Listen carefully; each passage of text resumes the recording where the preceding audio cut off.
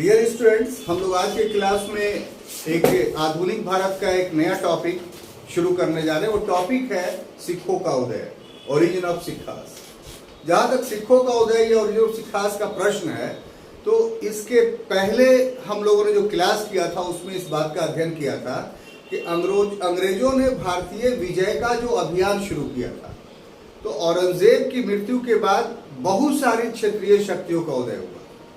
तो उन क्षेत्रीय शक्तियों में सिर्फ 3 ऐसी शक्तियां थीं जिससे ये आशा की जा रही थी, ये उम्मीद किया जा रहा था कि ये शक्तियां मुगलों का स्थान ले लेंगे और भारत में ब्रिटिश ईस्ट इंडिया कंपनी या ब्रिटेन का शासन नहीं होगा। और बाकी जो शक्तियां थी वो अंग्रेजों के सामने यूं ही नतमस्तक हो गई या अंग्रेजों ने अपने सैनिक बल के द्वारा उन्हें पराजित कर दिया। तो 3 शक्तियों में जो 2 शक्तियां थीं, जिसमें मराठे और मैसूर, ये काफी प्रबल था। इससे पूरी तरीके से उम्मीद था कि ये लोग अंग्रेजों को भारत में नहीं जमने देंगे और मुगलों का उत्तराधिकारी बन जाएंगे। लेकिन इन दोनों शक्तियों के आपसी अंतर्विरोध के कारण, खास रूप से मराठों के बारे में लागू होगा कि मराठों में जो विभिन्न सरदारों के बीच आपसी अंतर्विरोध था, आपसी झगड़े थे, उसके कारण मराठे मुगलों का स्थान नहीं ले सके। ये पूर्व के क्लास में हम लोग देख चुके हैं।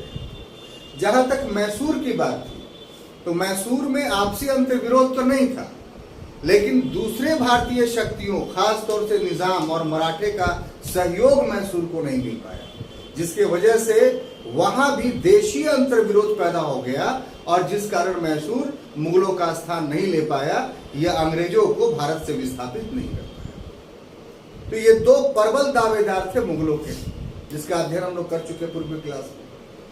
अब देखिए, जो सिखों का था, जो इनसे उम्मीद की जा रही थी कि ये मुगलों का स्थान ले लेंगे और अंग्रेजों को भारत से बाहर निकाल देंगे, तो इस शक्ति पर हम बहुत देर से किया गया निर्णय कर सकते हैं।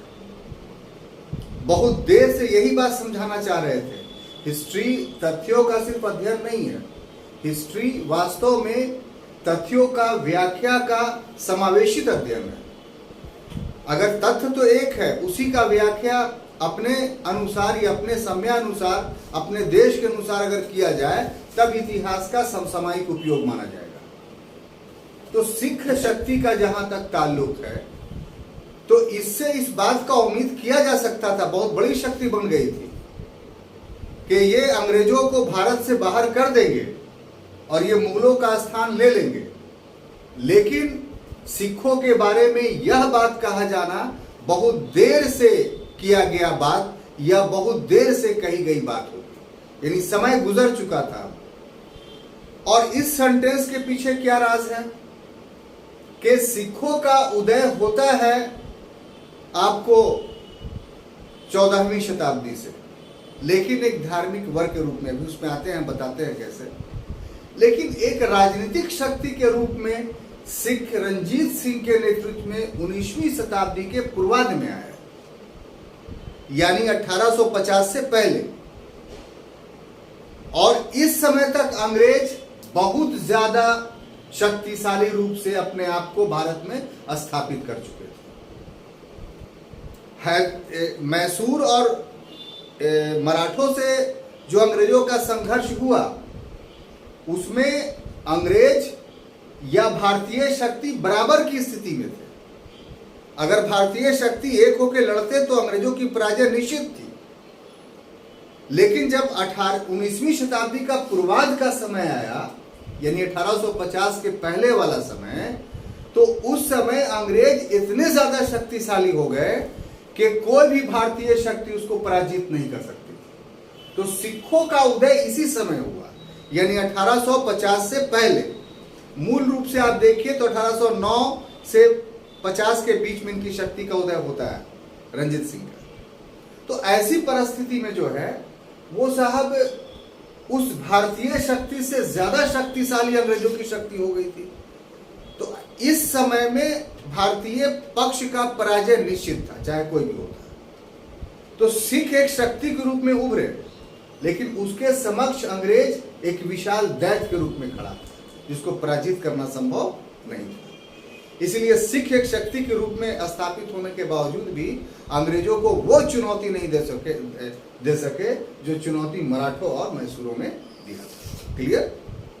तो ये सब्जेक्ट को शुरू करने से पहले हम इंपॉर्टेंस ऑफ टॉपिक के बारे में आपको इस तरीके से बताना चाहते थे। अब उसके बाद देखिए कि जो इस टॉपिक को पढ़ने जा रहे हैं हम लोग 2 खंड में पढ़ेंगे, या 2 खंड नहीं तो 3 खंड कह लीजिए। एक जो खंड हमारा होगा उसमें सिखों का उदय कैसे हुआ, माने सिख एक पावर के रूप में कैसे उदित हुआ, ठीक है। दूसरा, सिख एक राजनीतिक शक्ति के रूप में कैसे उभरे, जिसमें रंजीत सिंह की भूमिका होगी। रंजीत सिंह ने वास्तव में सिखों को राजनीतिक रूप से संगठित किया। हालांकि सिख को एक राजनीतिक शक्ति के रूप में परिणत करने का प्रयास रंजीत सिंह से पहले भी हो चुका था, बंदा बहादुर के नेतृत्व में, तो वो भी हम लोग देखेंगे। और तीसरा खंड हमारा होगा कि अंग्रेजों ने सिखों को पराजित किया 2 सिख युद्ध के, 2 आर्म्ड सिख युद्ध के द्वारा। तो ये तीसरा टॉपिक हम लोग का हो सकता है। तो इस तरीके से जो हमारा ये सिखों का उदय टॉपिक है वास्तव में 3 खंडों में बटा होगा। एक, आज के क्लास में हम लोग सिखों के उदय पर अपने ध्यान को केंद्रित करेंगे। दूसरे खंड में हम लोग रंजीत सिंह के बारे में पढ़ेंगे और तीसरे खंड में हम लोग एंग्लो सिख वार के बारे में पढ़ेंगे। यानी मान करके चलिए कि ये भी टॉपिक आपको 3 क्लास में समाप्त होगा। क्लियर? अब देखिए, जहां तक सिखों का प्रश्न, सिख, तो सिख जो वर्ड हम सुनते हैं तो वर्तमान समय में ये सिख को जो है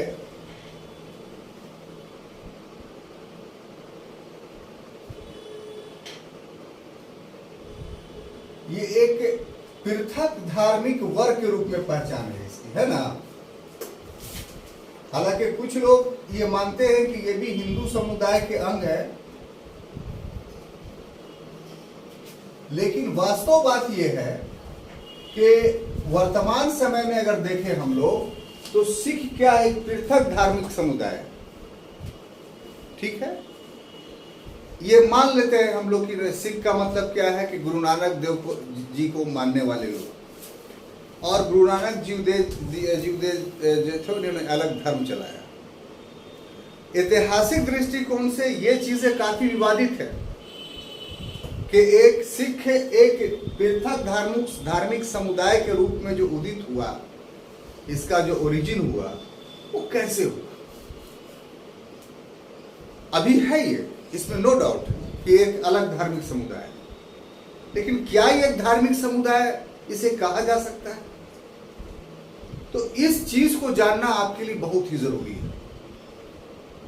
फैक्चुअल स्टडी अनिवार्य है, तथ्यात्मक अध्ययन अनिवार्य है, ये अपनी बात जगह पर सही है, लेकिन तथ्यों का विश्लेषण करते हुए अध्ययन करना, ये पीटी और मेंस का सम्मिलित अध्ययन करने के नाम से जाना जाता है। तो हम आपको ये टॉपिक भी कुछ इसी ढंग से लेकर के चल रहे हैं कि आपको फैक्ट्स भी याद होता चला जाएगा, तथ्य भी याद होता चला जाएगा, जिसके कारण से जो है आप प्रारंभिक परीक्षा जीएस का हो या किसी भी चीज का हो उसमें आप आंसर दे पाएंगे। साथ ही साथ मुख्य परीक्षा में यदि इससे क्वेश्चंस कोई आता है तो आप बहुत अच्छे ढंग से उसका एलोबरेशंस या लिखित रूप में आप अपने आप को स्थापित कर सकते हैं। तो इस दृष्टि से हम आपको क्लास लेके चल रहे हैं। तो हमने कहा कि सिख वर्तमान समय में एक पृथक धार्मिक समुदाय के रूप में माना जाता है, लेकिन देखा जाए तो इसका उदय कैसे हुआ।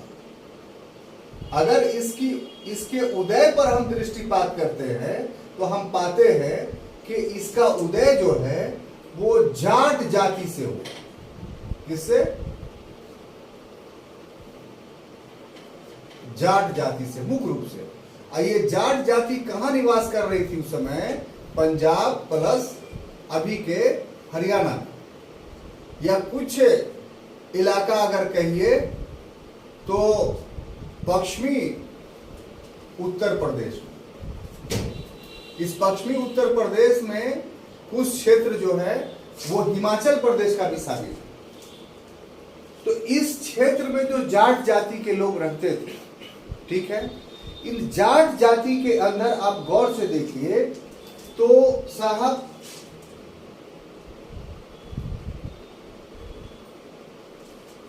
15वीं सदी में, कब 15वीं सदी में ये जाट जाति जो है वो भक्ति आंदोलन के प्रभाव में आई। किसमें? वेरी गुड, भक्ति आंदोलन के प्रभावाधीन आई। बहुत प्यार से पढ़िए, और प्रभावाधीन आई।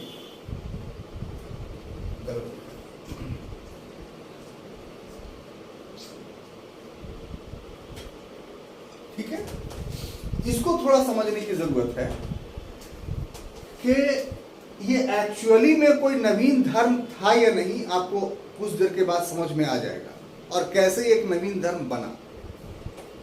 तो जाट जाति जो थी वो भक्ति आंदोलन के प्रभावाधीन आ गई। ये जिस इलाके की हम बात बोल रहे हैं, यानी पंजाब, हरियाणा, पश्चिमी उत्तर प्रदेश का, ये कौन इलाका था? ये वो इलाका था जो हमेशा विदेशी आक्रांता का शिकार रहा, हमेशा यहां अव्यवस्था रही। तो ऐसी परिस्थिति में यहां धार्मिक विचारधारा का बहुत उदय हो ही नहीं पाया था। यहां जो भी लोग निवास कर रहे थे उन लोगों का मुख्य समस्या ये था कि विदेशी आक्रमण होता था तो उनके खेत खलिहान तबाह हो जाते थे, और साहब फिर से ही अपना एक नए जीवन की शुरुआत करते थे। तो इनकी दिनचर्या जो है इसी आक्रमण से उत्पन्न परिस्थितियों के सामना करने में बीत जाता था। तो ऐसी परिस्थिति में कोई बहुत मजबूत धार्मिक विश्वास इनके बीच फल फूल नहीं सका। और ये मानवीय स्वभाव है कि व्यक्ति कुछ भी हो, बिना मेटाफिजिक्स के, बिना अध्यात्म के, बिना रहस्यवादी जानकारी के, या ठेठ भाषा में कहिए कि बिना धार्मिक विश्वास के जीवित नहीं रह सकता है। तो ऐसी परिस्थिति में लैक ऑफ रिलीजन्स के कारण जो अव्यवस्था उत्पन्न हुई इन क्षेत्रों में, तो इसका स्थान लिया भक्ति संतों ने। देखिए, भक्ति संत का जो भारतीय संस्कृति में योगदान है वो काफी महत्वपूर्ण है। काफी महत्वपूर्ण इसलिए है कि जब जब धर्म की हानि भारत में हुई, धार्मिक विश्वास धूमिल होने लगा, जिन जिन क्षेत्रों में होने लगा, तो उन क्षेत्रों में विभिन्न समयों में भक्त संतों ने धर्म की स्थापना की, लोगों को शिक्षित किया कि धार्मिक विश्वास क्या होता है और धर्म है क्या चीज। तो धर्म सिर्फ एक ही चीज है, चाहे किसी को अपनाइए, अगर गौर से देखिए तो व्यक्तित्व में सद्गुणों का विकास करना। चाहे अशोक का पीरियड लीजिए या फिर इस समय 15वीं शताब्दी का पीरियड लीजिए, या हम ये कहेंगे कि आज भी इसकी अनिवार्यता है, क्योंकि वर्तमान समय में भी धर्म की हानि बहुत हो रही है। हर लोग मायूस हो चुका है, हर लोग शांति की तलाश में, और लोगों के इसी अनिवार्यता आवश्यकता का गलत इस्तेमाल बहुत सारे लोग करते हैं, ये कर रहे हैं। तो खैर उसमें हम भागना नहीं चाहते हैं, हम एकदम बिंदु पर रह कर करके आपसे बात करना चाहते हैं, और वो बिंदु ये है कि भक्ति आंदोलन के प्रभावाधीन ये जाट जाति आई, जो धार्मिक रूप से इसके अंदर काफी असंतोष था, क्योंकि धार्मिक विश्वास इनके पास बिल्कुल खत्म हो चुका था। और जब ये भक्ति आंदोलन के संतों ने अपने वाणियों के माध्यम से, अपने विचारों के माध्यम से इन्हें बातें बतानी शुरू की, ठीक है, और ऐसी परिस्थिति में यहां जिस जाट जाति का पर जिसका प्रभाव पड़ा वो गुरु नानक देव थे। क्या थे? गुरु नानक। तो ये जो गुरु नानक देव थे, ये कौन थे, क्या कर रहे थे? तो वास्तविक रूप से जो बातें इन्होंने की अपने दर्शन के मुताबिक, वो एकेश्वरवाद की वकालत। किसकी? एकेश्वरवाद। और एकेश्वरवाद के साथ साथ उन्होंने जो अगला चीज जोड़ा वो मानव सेवा।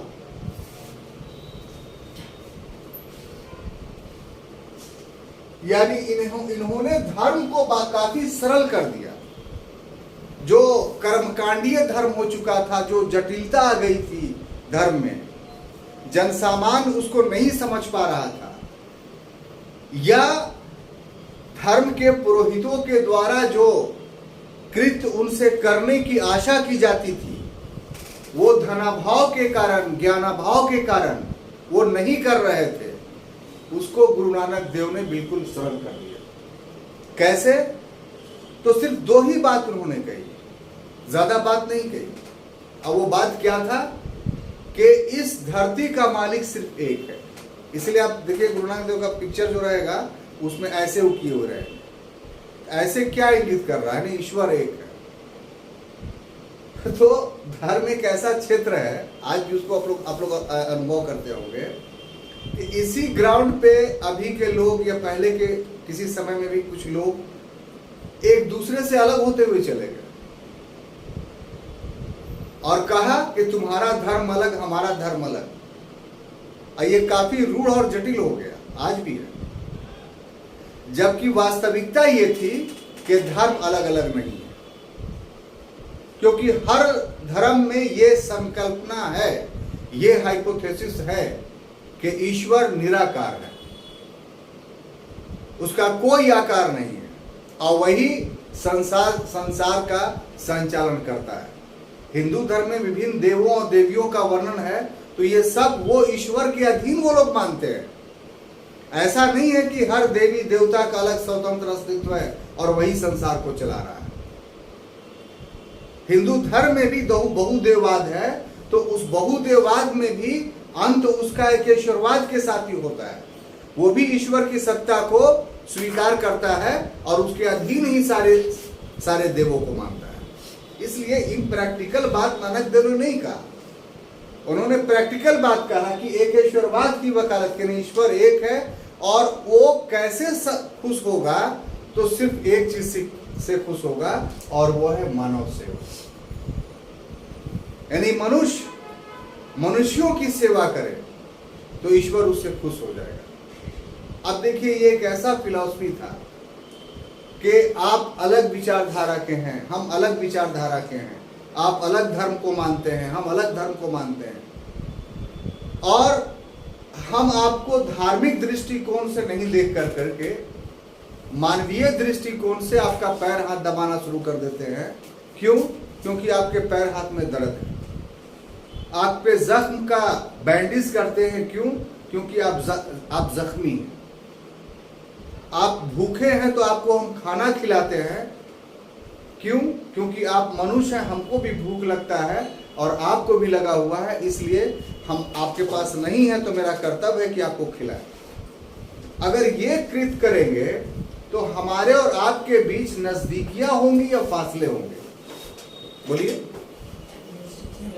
नजदीकियां होंगी।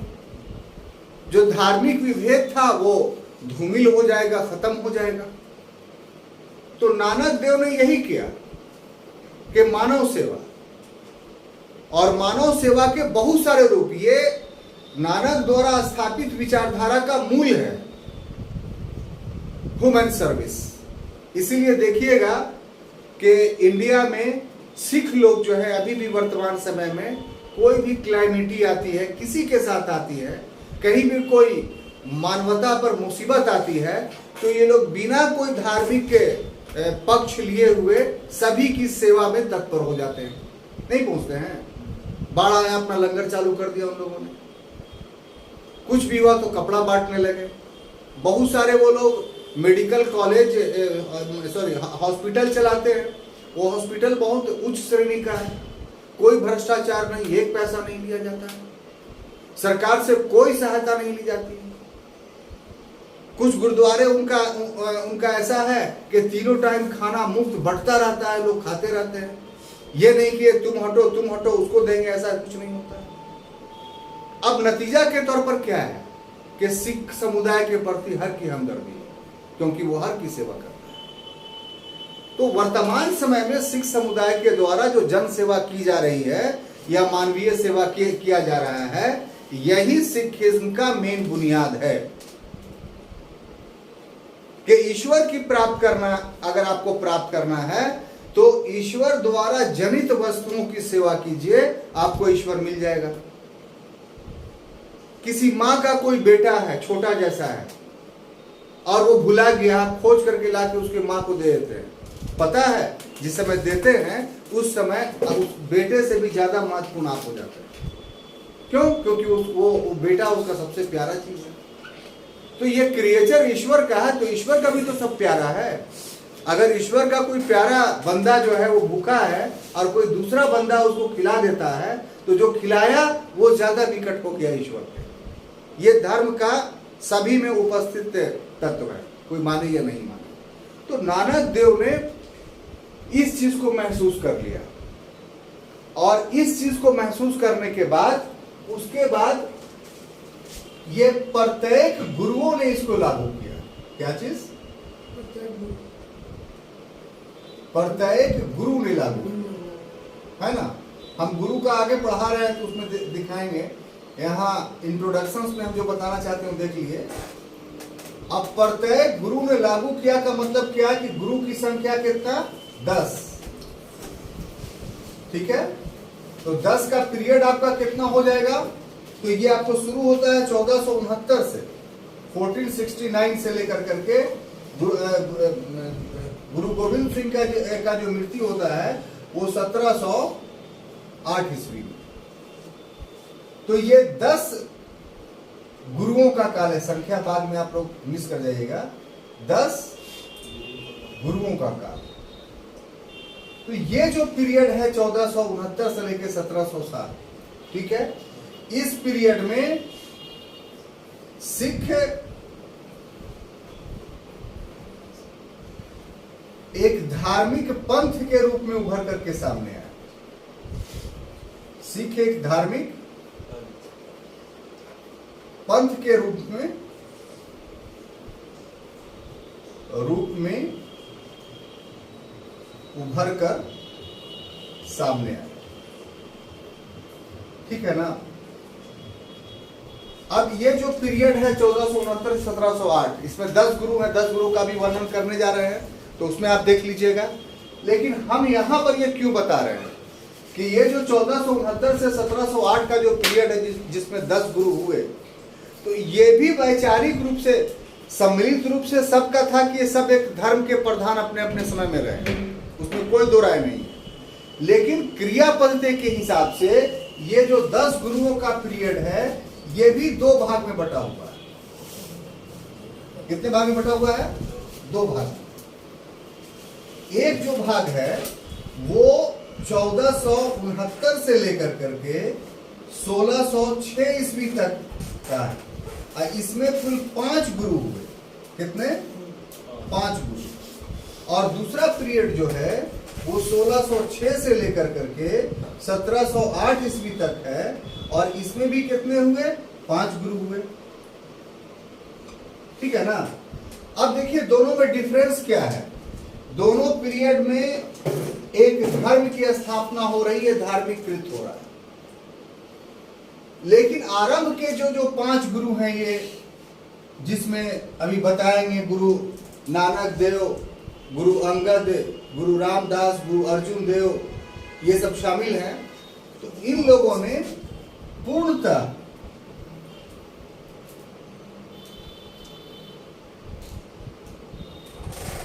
धार्मिक कृत्य किए, और प्लस मुगलों से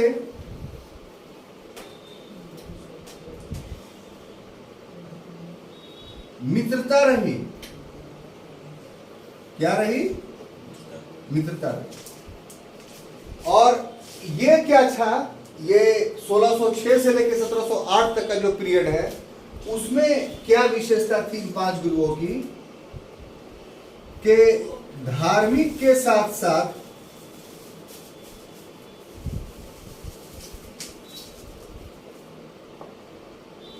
सैनिक कृत्य भी किए, ठीक है, प्लस मुगलों से शत्रुता रही, मुगलों से शत्रुता रही। इस चीज को आपको समझना है। 10 गुरु का भी हम लिखेंगे, घबराइए नहीं, और सबका अलग अलग आपको बताएंगे, उससे चिंतित होने की जरूरत नहीं है। लेकिन बोला ना कि फैक्ट्स के साथ साथ एक्सप्लेनेशंस भी होना चाहिए। तो फैक्ट्स तो आपको बताते हुए चल ही रहे हैं, साथ साथ एक्सप्लेनेशंस भी सुनते जाइए कि आमतौर पे इस विभेद को लोग नहीं समझ पाते। परिणाम क्या होता है कि कुछ लोग कह देते हैं कि अरे सिखों के साथ तो बहुत मित्रवत संबंध था मुगलों का। कुछ लोग कहते हैं कि नहीं, मुगलों और सिखों के बीच में संघातिकता का संबंध था। दोनों अपनी अपनी जगह पर सत्य बोल रहे हैं, लेकिन दोनों के बात में पूर्णता नहीं है, दोनों की बात कंप्लीट नहीं है। कैसे? वो देखिए कि आरंभ के जो 5 गुरु थे, गुरु नानक, गुरु अंगद, गुरु अमरदास, गुरु रामदास और गुरु अर्जुन देव, तो इन लोगों का मुगलों के साथ बहुत मित्रवत संबंध था। यहां तक कि अकबर खुद गुरु रामदास के ठिकाने पर गोविंदवाला में जाया करता था। रामदास नहीं जाते थे, अकबर जाता था। इसका मतलब अकबर रामदास को ग्रेट मानता था। आखिर किस कारण जाता था? तो इस कारण जाता था कि ये जितने नाम 5 हैं वो सब के सब भक्त संत थे। इनमें आध्यात्मिकता थी, स्पिरिचुअलिटी थी। कुछ में आप देखेंगे कि गुरु ने जो है वो कुआं खुदवा दिया, तो उस कुआं का पानी जो पी रहा है, जो बीमारी हो रहा है, सब ठीक हो जा रहा है। तो ऐसा स्थिति जब आएगा तो लोग उसके अनुयायी नहीं होंगे। तो ये मूलभूत चीज था कि भक्त संत थे, लोगों को इन लोगों से बहुत फायदा हो रहा था। तो इसीलिए धार्मिक बंधनों को तोड़ कर करके, रिलीजियस बाउंड्री को तोड़ करके इन गुरुओं के पास लोग जाने लगे। उसमें अकबर भी था। आज जो अमृतसर नगर आप देखते हैं वो भूमि अकबर की दी हुई है। आज जो स्वर्ण मंदिर दे रहे हैं उसका उद्घाटन, उसकी संगे बुनियाद सूफी संत पीर मियां ने डाली थी। ये सब हिस्ट्री है। लेकिन इन 5 के बाद जो दूसरा दौर इन लोग का शुरू होता है, 5 अन्य गुरुओं का, वो मुगलों के साथ संघातिकता का दौर है। अब मुगलों के साथ संघातिकता का दौर क्यों है? क्यों? इसलिए कि पंजाब में आक्रमण होना शुरू हुआ। पहले फेज में तो जो मुगल सूबेदार होते थे, उन सूबेदारों ने जो है वो जुल्म करना शुरू किया। अगले फेज में नादिर शाह और अहमद शाह अब्दाली का आक्रमण आप देख चुके हैं, तो पंजाब के रास्ते ही होता था। तो इस वजह से उनके लिए अब मजबूरी हो गई कि अपने आप को सैनिक संगठन के रूप में मजबूत करें। इसकी शुरुआत कब हुई थी? तो जो 5वें गुरु थे अर्जुन देव से, अर्जुन देव के दौर में एक घटना घटती है, आपको आप पढ़ चुके हैं सब, हम सिर्फ रिफ्रेश कर दे रहे हैं कि जहांगीर का बड़ा बेटा जिसका नाम क्या था, खुसरो, वो अपने बाप से विद्रोही हो गया था और उसको तो खुसरो को तो कैद कर लिया था जहांगीर ने। लेकिन जो है अकबर के मजार का ज़ियारत करने के बहाने से वो भाग निकला आगरे से, और भाग करके कहां चला गया? तो लाहौर। इस बीच में गुरु अर्जुन देव से ही मिला था वो। गुरु अर्जुन देव ने आदमी से, धन से सहायता की थी खुसरो की, और नतीजा क्या हुआ कि इसको जहांगीर ने राजद्रोह मान लिया। कोई भी शासक होगा मानेगा कि विद्रोही व्यक्ति का आप साथ दे रहे हैं तो इसका मतलब आप भी विद्रोही हैं। तो यहां पर गुरु अर्जुन देव को फांसी की सजा उस समय के शासक के द्वारा दे दी जाती है। अब देखिए, गुरु अर्जुन देव कोई सामान्य व्यक्ति नहीं है। वो एक, आप मानिए या नहीं मानिए, उस समय के लोग माने या नहीं माने, लेकिन उनके अनुयायियों की संख्या बहुत अधिक थी और एक धार्मिक पंथ के गुरु के रूप में वो स्थापित थे। तो किसी धार्मिक पंथ के गुरु को तत्कालीन शासक के द्वारा हत्या कर दी जाएगी तो उस धार्मिक पंथ के अनुयायी उसके समर्थक रहेंगे शासक के, स्वाभाविक रूप से बात से विरोधी हो जाएंगे।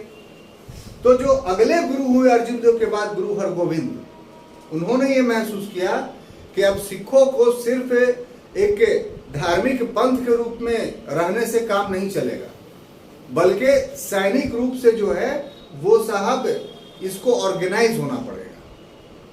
तो उन्होंने ही प्रथा शुरू की किस चीज का, कि अब हर सिख जो है वो अपने आप को सैनिक रूप से मजबूत करेगा। लेकिन गुरु हरगोविंद ने ये व्यक्तिगत प्रयास किए, कोई सांगठनिक प्रयास नहीं था। आदेश दे दिया कि हर लोग एक्सरसाइज करेगा, हर लोग तलवारबाजी कीजिए, शारीरिक रूप से सुदृढ़ रहिए, सैनिक प्रशिक्षण लीजिए। तो सैनिकीकरण की प्रक्रिया गुरु हरगोविंद ने शुरू कर दी। बड़ा आराम से लीजिएगा। और 7वां 8वां 9वां सब गुरु ने कुछ ना कुछ जोड़ा, भी देखेंगे क्या क्या जोड़ा। लेकिन 10वें गुरु जो थे गुरु गोविंद सिंह, इन्होंने पूरी तरीके से सिख जाति को एक सैनिक जाति के रूप में ही कन्वर्ट कर दिया। सामूहिक रूप से प्रशिक्षण का आयोजन किया गया, उसकी ट्रेनिंग दी जाने लगी, हथियार बांटे जाने लगे। ये सब चीज क्यों हो रहा था? तो इसलिए हो रहा था कि अब औरंगजेब का समय खत्म हो गया था और अहमद शाह अब्दाली के और नादिर शाह के आक्रमण होने शुरू हो गए थे।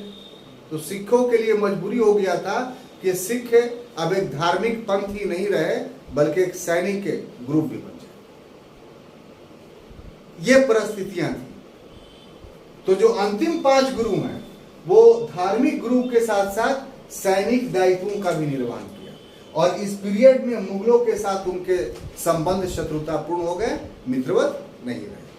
बात समझ में आई? तो ये तथ्य का या फैक्ट्स का विश्लेषणात्मक व्याख्या है। अब देखिए हम करते क्या है कि जो भी गुरु हैं 10, उसका पीरियड और उसके काम को हम लोग इंगित करेंगे। तो हर उसको लिखेंगे तो बोर्ड पे उतनी जगह नहीं है, तो हम गुरु का नाम लिख देते हैं, उसका पीरियड लिख देते हैं और उसके बाद जिन लोगों ने जो जो काम किया वो एक्सप्लेन करते चले जाएंगे। नोट्स आपके पास सही है तो लिखा हुआ रूप आपके पास मिल जाएगा। ठीक है? तो उसमें पहले जो है एक हेडिंग बना देते हैं कि सिख गुरु। क्या चीज? सिख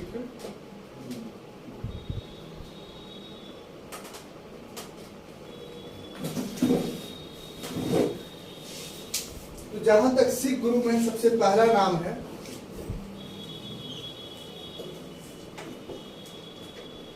गुरु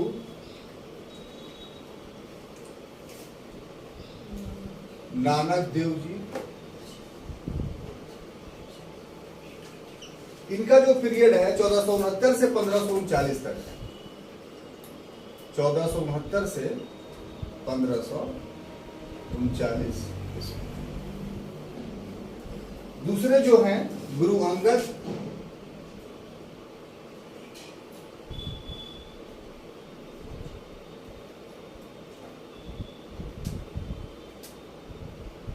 इनका जो पीरियड है 1539 से 1552। 1539 से 1552। उसके बाद तीसरे जो गुरु हैं गुरु अमरदास। ये सब आप लोग को याद करना होगा, ऑब्जेक्टिवली बहुत इंपॉर्टेंट है और इस पर से सजाने के लिए क्रम से आता है। तो अभी क्लास में याद कर लीजिए 1552 से 1574। और याद कैसे? तो बोर्ड पर कंसंट्रेट कीजिए और मनन कीजिए तो आपको आता चला जाएगा। फिर घर में जाकर के लिख लीजिएगा इसको। तो 1552 से 1574 है, 57 नहीं 74। ये गुरु अमरदास का पीरियड है। उसके बाद है गुरु रामदास, चौथे गुरु रामदास। ये 1574 से लेकर के 1581 ईस्वी। पांचवें गुरु हैं गुरु अर्जुन देव।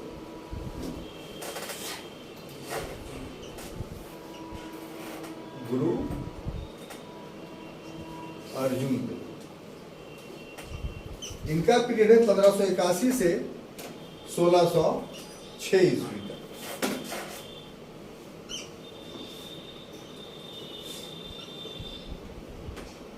अब उसके बाद छठे गुरु जो हैं गुरु हरगोविंद।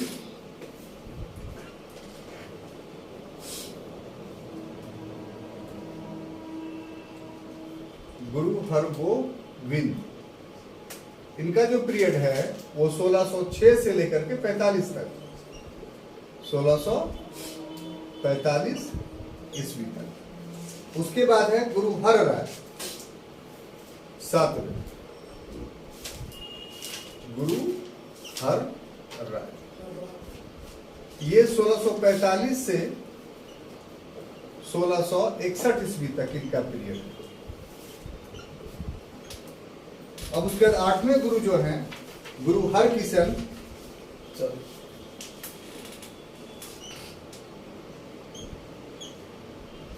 गुरु हरकिशन,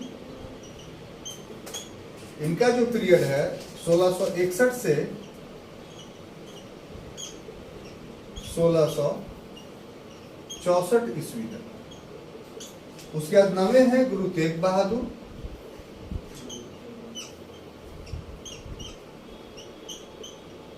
गुरु तेग बहादुर, इनका जो पीरियड है 1664 से 1675 लिखा जाता है, 1664 से 1675। और अंतिम है गुरु गोविंद सिंह।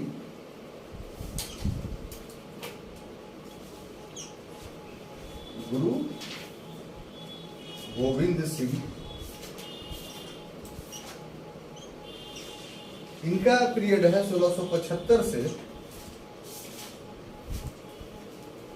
1708।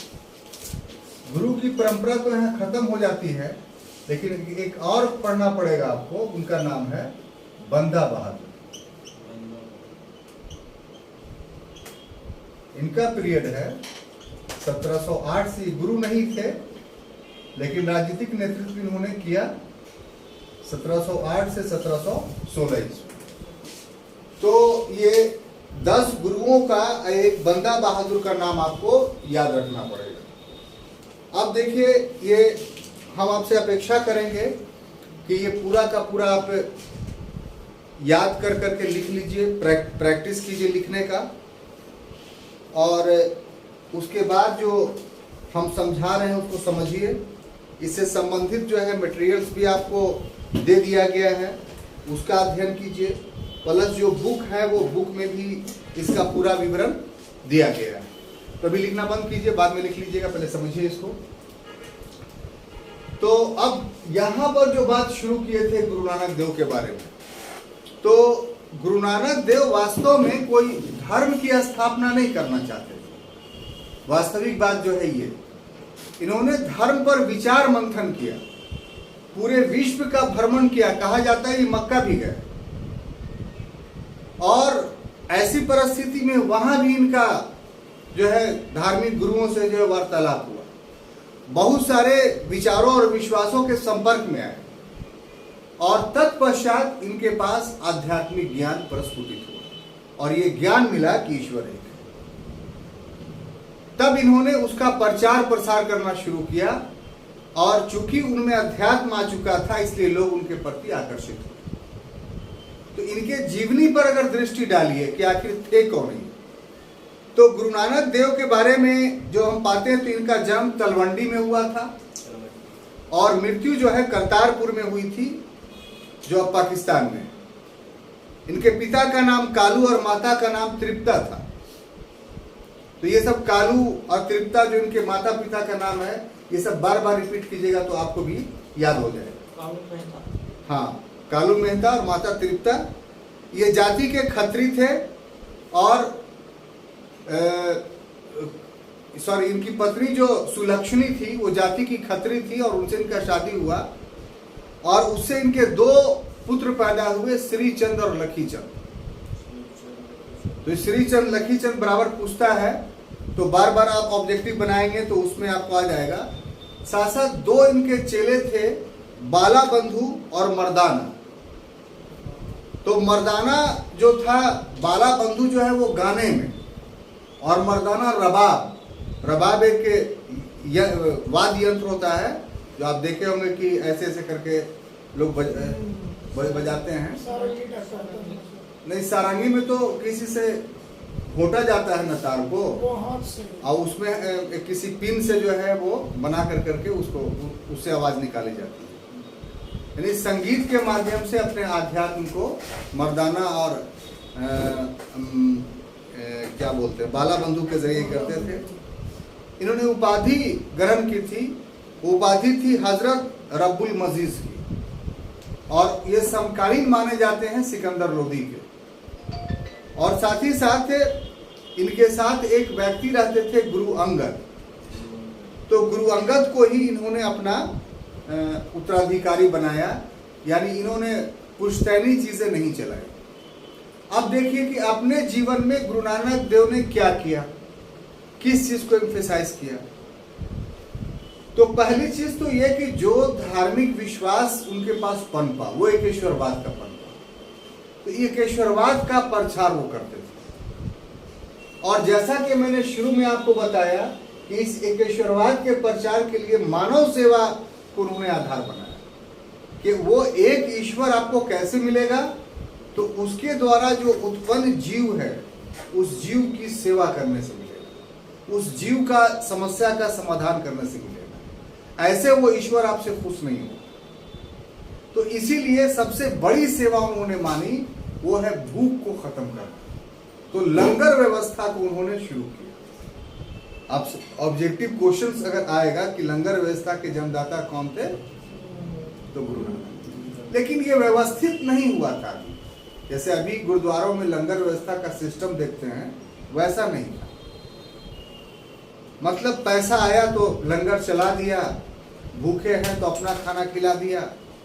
इस टाइप से लंगर व्यवस्था का ये जन्मदाता माना जाता है। जब 1539 में इनकी मृत्यु हुई, तो अपने मृत्यु से पूर्व ही अपने एक शिष्य गुरु अंगद को इन्होंने उत्तराधिकारी अपना बना दिया। इसका मतलब ये हुआ कि विश्वास, जो धार्मिक विश्वास था, ये स्थापित कर चुके थे। जो प्रचलित मान्यता थी, उन मान्यताओं का खंडन ये कर चुके थे। और किससे जनता को त्राण मिलेगा, इसका ये उपदेश दे चुके थे। इसीलिए इनके जो विचार थे वो स्थापित हो गए थे। तो इन विचारों को फैलाने के लिए और आगे ये जरूरी था कि अब इनका उत्तराधिकारी कोई होगा। तो इसीलिए अपने शिष्य अंगद को जो उत्तराधिकारी बनाया। और इनके द्वारा, जो ये भी खत्री के थे, इन्होंने खादूर में अपनी गद्दी स्थापित की। पंजाब में एक खादूर जगह है, वहां इन्होंने अपनी गद्दी, गद्दी का मतलब क्या हुआ कि वहां वो रहते थे और लोग जो है अपनी समस्याओं के समाधान के लिए उनके पास आते थे। यहां पर इतिहास छुपा लेता है कि क्यों लोग आएंगे भाई। तो लोगों की नाना प्रकार की समस्याएं थी, वैचारिक समस्याएं थी, धार्मिक समस्याएं थी, भौतिक समस्याएं थी। तो इन सारे समस्याओं का क्या होता था, इन गुरुओं के पास निदान होता था। इसलिए लोग भीड़ लगाते थे। और इनकी सबसे बड़ी व्यवस्था ये थी कि इन्होंने गुरु नानक देव जी द्वारा आरंभ किए गए लंगर व्यवस्था को अस्थायी कर दिया, परमानेंट कर दिया। पहले कैजुअली चल रहा था, कभी चला कभी नहीं चला। अब क्या हो गया, वो परमानेंट हो गया कि नहीं, अब लंगर अस्थायी। तो लंगर की शुरुआत किसने की, गुरु नानक देव ने। लंगर को अस्थायी किसने बनाया, गुरु अंगद ने। अब इस तरीके से बाइफर्केट करके नहीं पढ़ेंगे आप तो दिक्कत हो जाएगी। तो लंगर को की स्थापना किसने की, उसका आंसर गुरु नानक देव होगा। लंगर को अस्थायी कब किसने बनाया, तो उसका आंसर गुरु अंगद होगा। यही सब चीज ऑब्जेक्टिवली है, और जो एक्सप्लेनेशंस कर रहे हैं वो सब सब्जेक्टिवली होगा। अब उसके बाद, उनकी मृत्यु के बाद इनके साथ सबसे बड़ी बात है कि जो पंजाब में गुरुमुखी लिपि देखते हैं, अभी पंजाब का लिपि क्या है, गुरुमुखी है। लिपि मैंने समझते हैं ना, भाषा अलग होता है और लिपि अलग होता है। तो जो पंजाबी भाषा है वो तो अलग भाषा है ही है, लेकिन पंजाबी भाषा गुरुमुखी में लिखी जाती है। तो इस गुरुमुखी लिपि के आविष्कारकर्ता गुरु अंगद, जो भी पंजाब का मतलब सबसे महत्वपूर्ण लिपि है। दूसरे धर्म के भी लोग जो है वो उसी लिपि का इस्तेमाल करते हैं। जैसे यहाँ क्या हिंदी है, तो हम लोग क्या देवनागरी लिपि है, देवनागरी में बातें लिखते हैं। तो उसी ढंग से वहाँ जो है गुरुमुखी तो लिपि में बातें लिखी जाती हैं। तो गुरुमुखी लिपि के जन्मदाता जो थे वो कौन थे? गुरु अंगद। अब इनकी मृत्यु के बाद तीसरे गुरु जो बने उनका नाम था गुरु अमरदास। 1552 से लेकर 74 ईस्वी तक रहे। ये अकबर के समकालीन थे। दो गुरु अमरदास और रामदास, ये दोनों अकबर के समकालीन थे और अकबर से इन दोनों का संबंध। तो इन्होंने जो है वो गोइंदवाल को अपना हेडक्वार्टर बनाया। जो अंगद का हेडक्वार्टर था उसको छोड़ दिया और गोइंदवाल को अपना हेडक्वार्टर बनाया और वहां एक बावड़ी का निर्माण करवाया। बावड़ी, डू यू नो? कुआं। तो कुआं तो आप बोल दिए, तो वहां भी कुआं ही बोला जाता है, बोला भी जाता है कुआं, लेकिन बावड़ी भी बोला जाता है। इसका अर्थ हुआ कि कुआं अलग होता है, बावड़ी अलग होता है। अब कुआं अलग होता है, बावड़ी अलग होता है, इसको कैसे समझिएगा, ये कैसे अलग कर पाइएगा आपने? बावड़ी सबके लिए और कुआं होता है किसी के लिए ज्यादा पता पहले के टाइम में? नहीं सर, देखिए इसका सिंपल सा एक्सप्लेनेशन ये है कि अगर जल स्तर ऊंचा हो तो गड्ढा खोद करके और ऐसा कि पानी बाल्टी से निकल जाए, तो बाल्टी से निकलने का एक सामर्थ्य होता है ना। सामर्थ्य का मतलब क्या हुआ कि 10 फीट 20 फीट हो तो आप उस बाल्टी में भरे हुए पानी को टान सकते हैं। अगर बहुत अंदर पानी होगा तो फिर आपको टानने में बहुत दिक्कत होगा। तो जहां बहुत गहराई में पानी है तो वहां जो है जो कुआं खोदा जाता था, तो कुआं बहुत ज्यादा बड़ा गोल होता था और उसके नीचे उतरने के लिए सीढ़ियां बनी होती थी, ताकि व्यक्ति जो है उतर करके नीचे से पानी लेकर के चला जाए। और दूसरा ये कि जहां वर्षा के जल बहुत कम होते थे तो ऐसे जगह पर कुआं बनाया जाता था कि वर्षा का जल उसमें संचित हो जाए और बहुत बड़ा कुआं होता था और संचित रहे और साल भर लोग उसका प्रयोग करें उस जल का। दूसरे शब्दों में हम ऐसे इसको आपको समझा सकते हैं कि भूमिगत जल का गड्ढे के रूप में निष्कर्षण का छोटा रूप कुआं है।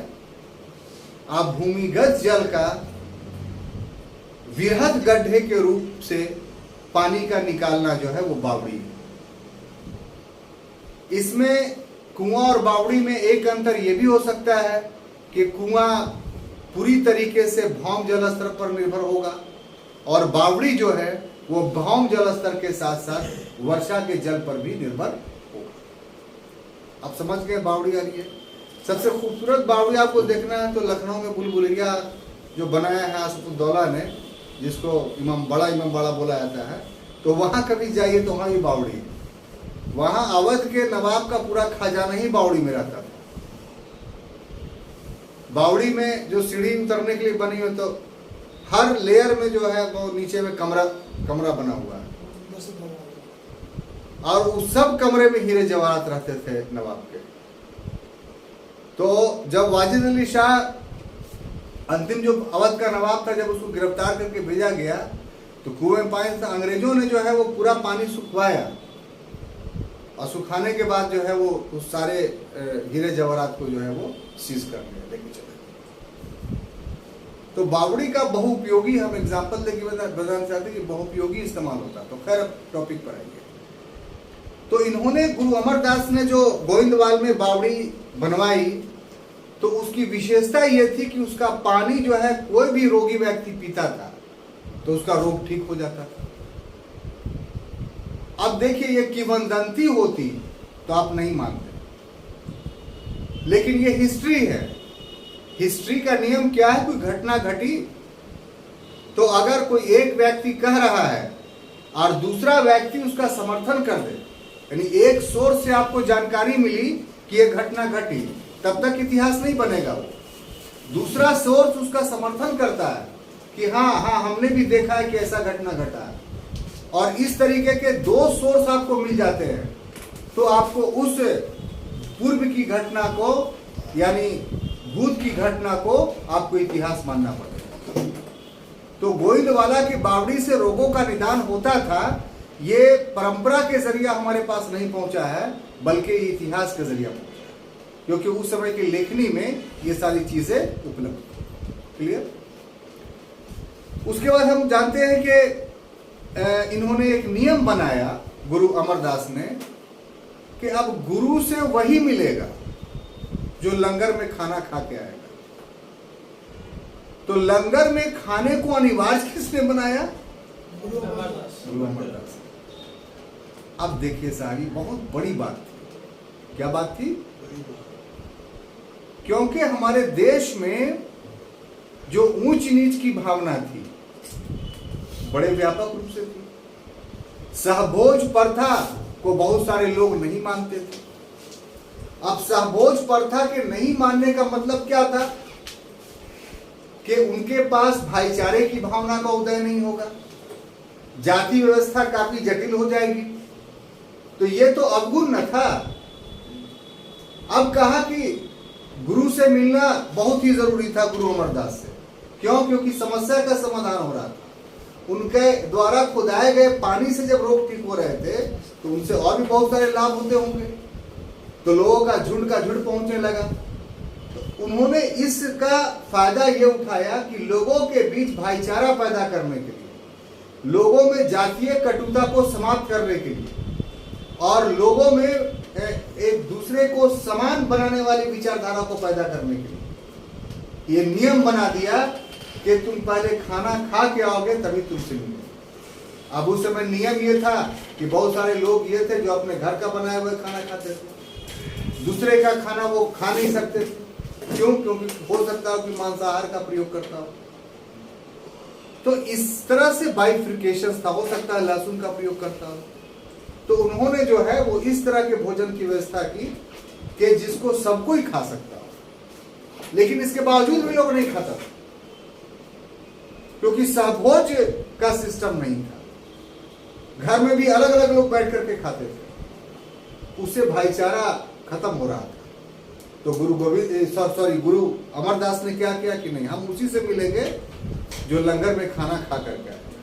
तो इससे क्या हुआ कि ब्रदरहुड, भ्रातृत्व यानी भाईचारे की भावना का उदय हुआ। इसके अलावा इनके समय में तीसरे गुरु तक आते आते अब एक गुरु में सामर्थ्य नहीं रह गया कि सिखिज्म का वो अकेले प्रचार कर सके। तो इन्होंने 22 गद्दियों की स्थापना की, यानी 22 जगह पे अपने धर्म के प्रचार के लिए केंद्र बनाया। उस केंद्र को सिखिज्म में गद्दी के नाम से जाना जाता है। तो 22 गद्दियों की स्थापना की और हर जगह एक एक महंत नियुक्त किया, यानी अपना जो है अपने स्थान पर एक व्यक्ति को, ताकि वो महंत जो एकेश्वरवाद है, ये जो गुरु नानक के विचार हैं, उनको लोगों को बताए, उनको लोगों को समझाए। इसका मतलब इनके पीरियड में एक्सपेंशन ऑफ सिखिज्म हो रहा है, यानी सिख धर्म का विस्तार हो रहा है। ये इतने काफी महत्वपूर्ण हो गए गुरु अमरदास के अकबर जो उस समय का महान मुगलों का शासक था, वो खुद गोइंदवाल से मिलने के लिए आया और इतना अधिक प्रभावित हुआ कि उनकी बेटी थी जिनका नाम था बीबी भानी। तो एक्चुअली में इन्हीं को वो जमीन देना चाहते थे, लेकिन ये लिए नहीं कि नहीं हम संत हैं, क्या करें।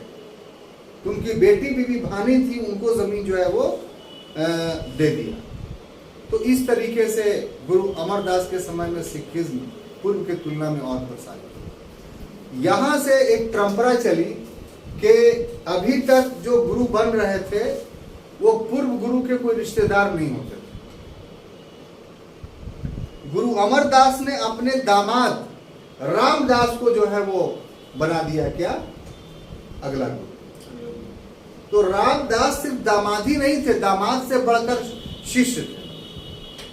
इसलिए गुरु अमरदास के द्वारा रामदास को जो बनाया गया था, इससे ये नहीं कहा जा सकता कि वंशानुगत शुरू हो गई, लेकिन एक परंपरा टूटी कि अब पूर्व के गुरु का ये कम से कम कोई रिलेटिव है, यानी दामाद है, अपना खून ना हो लेकिन दामाद। लेकिन रामदास जो बने थे वो अपने गुरु की सेवा के आधार पर बने थे, ना कि दामादी की वजह से बने थे, योग्यता के वजह से बने थे। इन्होंने भी, इनके समय के में भी अकबर बादशाह इनसे मिला और 500 बीघा जमीन प्रदान कर दी। किसको? गुरु अमरदास को।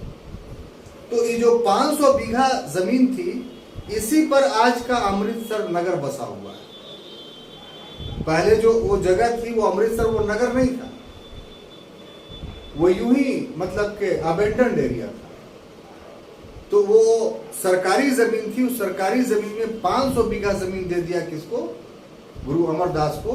और गुरु अमरदास ने उसी जमीन पर अमृतसर नामक शहर बसा दिया। तो अमृतसर शहर एक धार्मिक शहर था, यानी गुरु रामदास रहते थे तो लोग मिलने के लिए आए, उससे एक शहर में कन्वर्ट हो गया।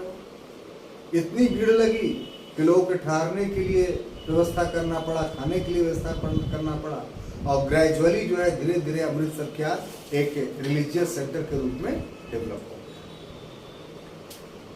अब देखिए, इनका था कि ये सब चीज कराने के लिए धन की आवश्यकता थी, तो इन्होंने अपने अनुयायियों के लिए धन वसूलने के लिए भेजा, और जो अनुयायी धन वसूलने के लिए जाते थे वो रामदासी कहलाते थे।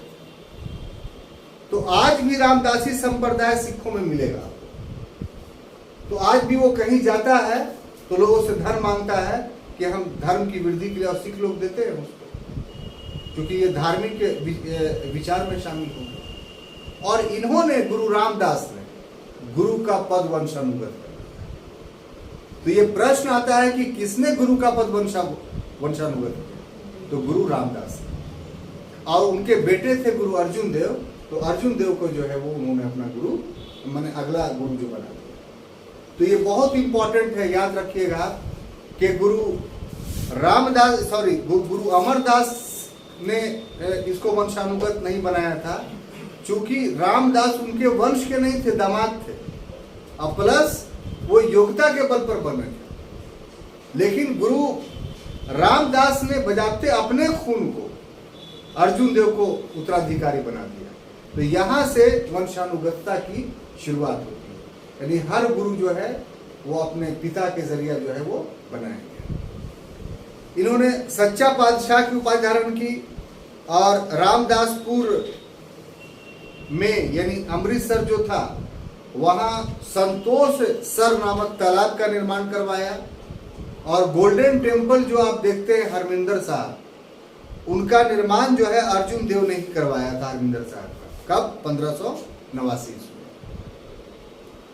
अब ये हरमिंदर साहब क्या था एक्चुअली में? सिख गुरुद्वारा होता क्या है? तो कभी गए हैं सिख गुरुद्वारा में आप? तो अभी आप जाइएगा संरचना, तो उसमें एक ऊंचा स्थल होता है। तो ऊंचा स्थल होता है, उसमें क्या कोई मूर्ति रखी होती है? नहीं, उसमें रखा रहता है आदि ग्रंथ, मतलब जो उनका धार्मिक पुस्तक है, जिसकी रचना ये करेंगे गुरु अर्जुन देव, अभी बताएंगे आपको। तो वही आदि ग्रंथ को ही अपना अब पेशवा मानते हैं कि यही हमारा, और बाकी जितनी बिल्डिंग है वो सब मानव सेवा हेतु है। कमरे बने हुए हैं, लंगर खाना है जहां खाना बनता है, कमरे में सोने की यात्रियों की व्यवस्था है, सेवा शुश्रूषा करने की व्यवस्था है, पानी की व्यवस्था है, जगह जगह पर आपको मेडिसिन की व्यवस्था मिलेगी। आपको जहां कोई तबीयत खराब है, डॉक्टर बैठा हुआ आपको मिलेगा। तो इस तरीके का मानव सेवा का केंद्र है वो, और वो पूरा सेंटर जो मानव सेवा का केंद्र है वही पूजा है। तो गुरुद्वारा में कोई धार्मिक कृत्य नहीं किए जाते। धार्मिक कृत्य के रूप में अगर कहिएगा तो यही होता है कि गुरु का पाठ किया जाता है सुबह शाम। आज भी किसी गुरुद्वारे में जाइएगा, सुबह में जाइएगा तो क्या माइक लगा हुआ है तो गुरु का कोई ग्रंथी जो है उसका प्रवचन कर रहा है, या शाम में जाएगा तो प्रवचन करता हुआ मिलेगा।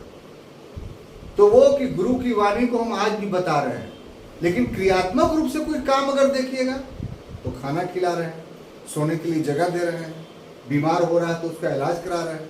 यानी जो गुरु नानक देव ने मानव सेवा लक्ष्य रखा था, आज के गुरुद्वारे उसी के लिए स्थापित है, मानव सेवा।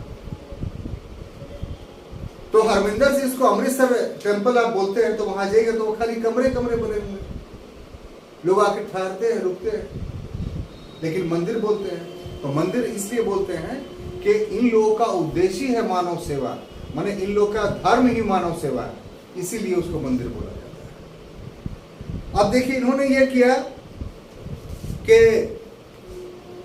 गुरु अर्जुन देव ने जितने अभी तक थे सब लोग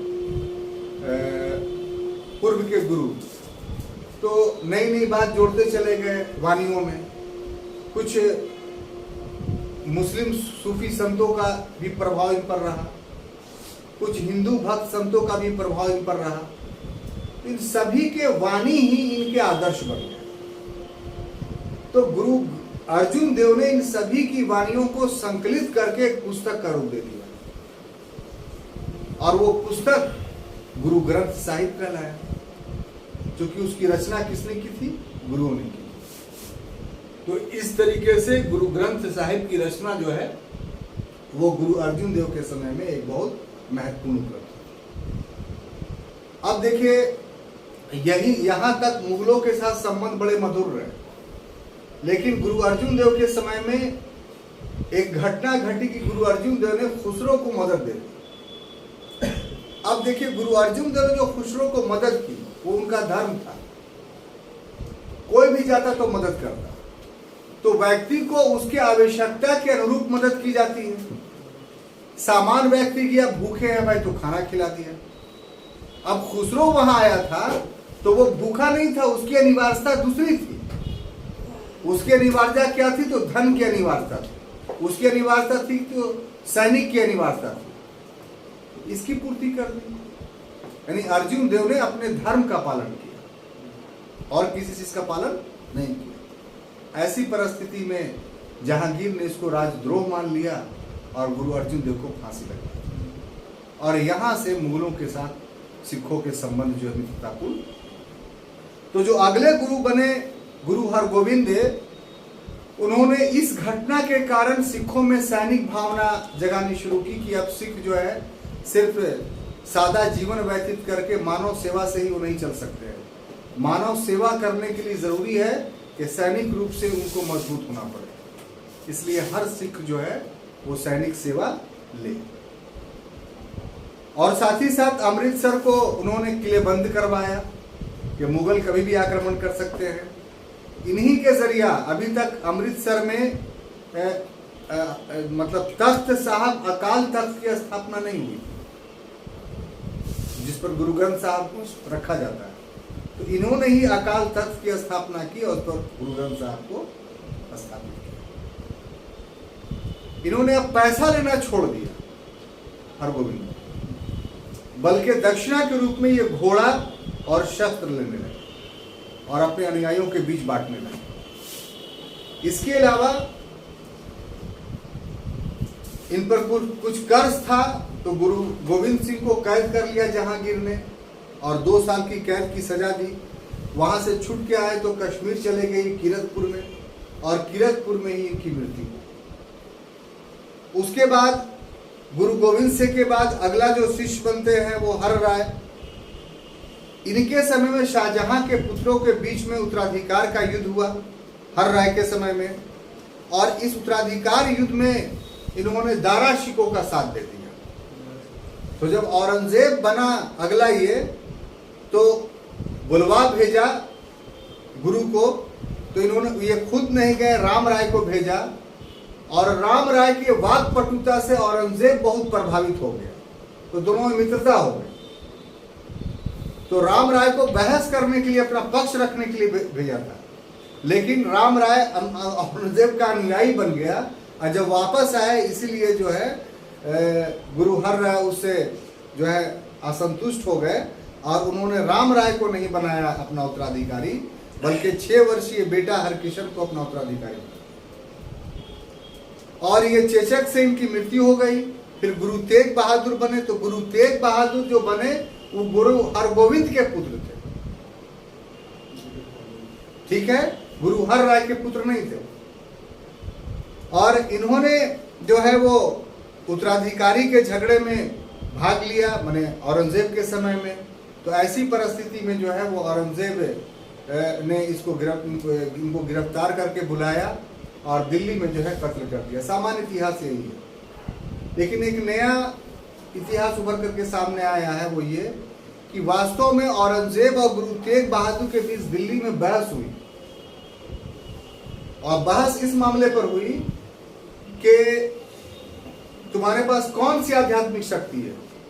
तूने कहा कि हम अपने गर्दन को काट, मगर अगर मेरा गर्दन कट जाएगा तो अपने आप जुट जाएगा, मेरे पास इतनी बड़ी शक्ति है। तो चैलेंज कर दिया और अपने चेला को ही हुक्म दिया गुरु हरगोविंद ने, सॉरी गुरु तेग बहादुर ने, कि मेरा गर्दन काट दो, हम अध्यात्म के बल पर जुड़ जाएंगे। तो जैसे ही गर्दन कटा तो कटा रह गया, जुटा नहीं आज तक। तो इस तरीके से गर्दन कटी गुरु तेग बहादुर। लेकिन नवीन इतिहास ये बताता है कि गर्दन औरंगजेब के आदेश से नहीं बना कटा, बल्कि इस वार्तालाप के आधार पर कटा। यही वजह है कि जब उनके पुत्र गुरु गोविंद सिंह अगले गुरु और अंतिम गुरु बने, तो मुगलों के तरफ से वो बहुत सारे अभियानों में भाग लेते हैं औरंगजेब के युद्धों में। और उसके बाद अंत में गुरु गोविंद सिंह के पीरियड में बहुत सारी चीजें स्थापित होती है।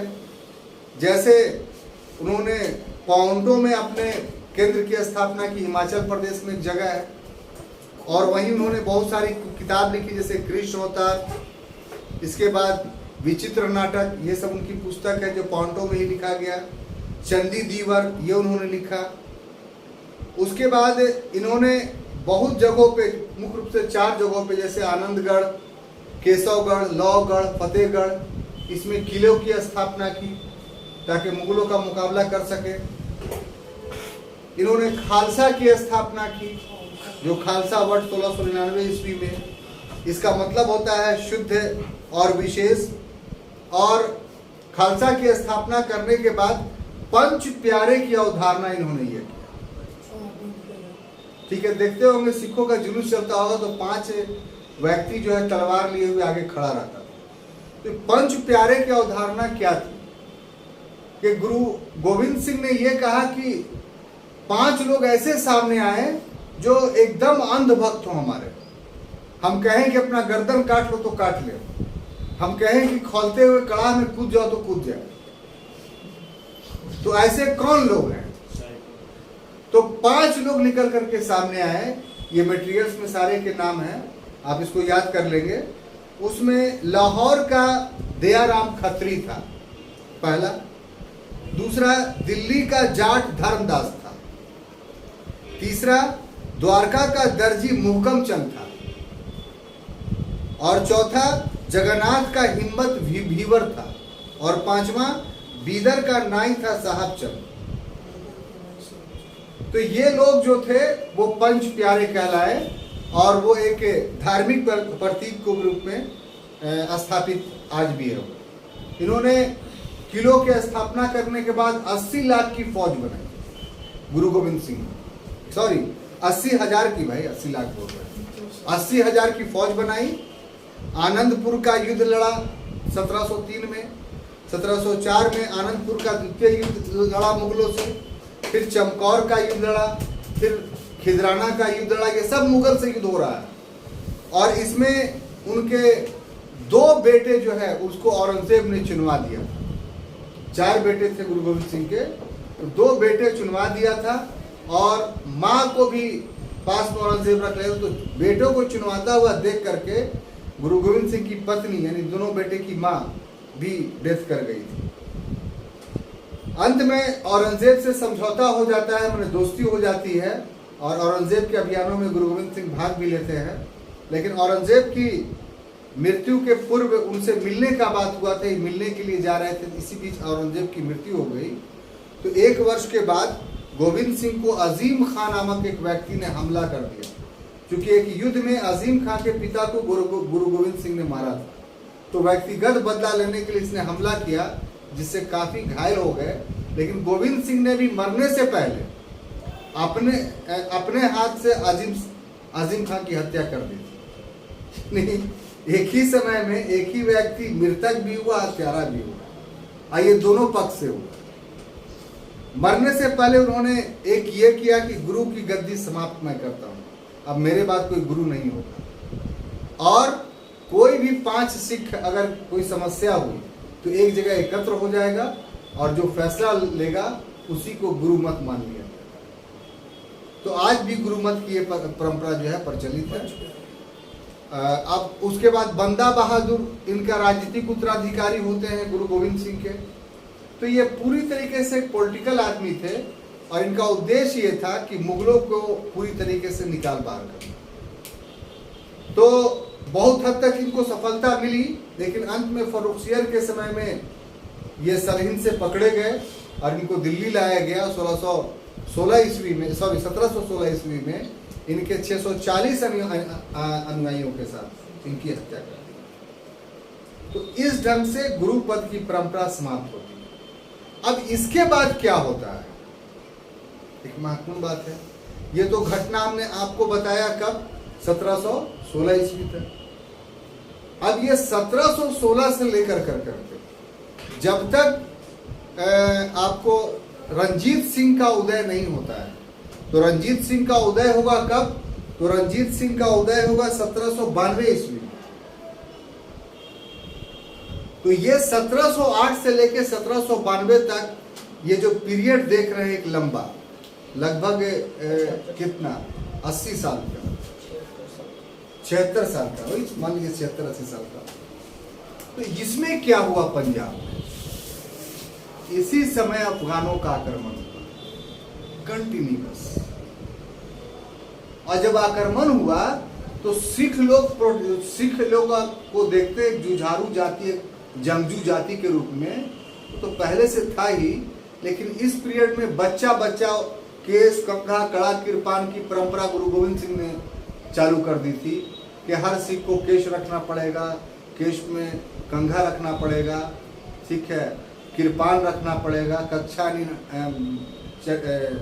वो कक्षा का मतलब वो जो आप लोग क्या बोलते हैं उसको, अंडरवियर के जगह पर जो लंगोट, गुड, तो लंगोट बांधना पड़ेगा। ये सारी चीज मजबूती का, पौरुषता का प्रतीक था। कड़ा पहनना पड़ेगा, उससे हाथ आपका मजबूत होगा। तो ये सब धार्मिक नहीं था, ये सब शारीरिक मजबूती के लिए उन्होंने ये 5 चीजें निकाली। तो अब तो कोई नेता रहा नहीं, गुरु के पद समाप्त हो गए। अब तो नियम ये हुआ कि जो भी समस्या है 5 लोग बैठ के परामर्श कर ले और वो जो फैसला हो गया आप मानिए कि वही गुरु की वाणी। तो इससे मिसल पद्धति का उदय हुआ। तो पूरा पंजाब जो है वो 12 मिसलों में बंट गया। कितना मिसलों में? 12।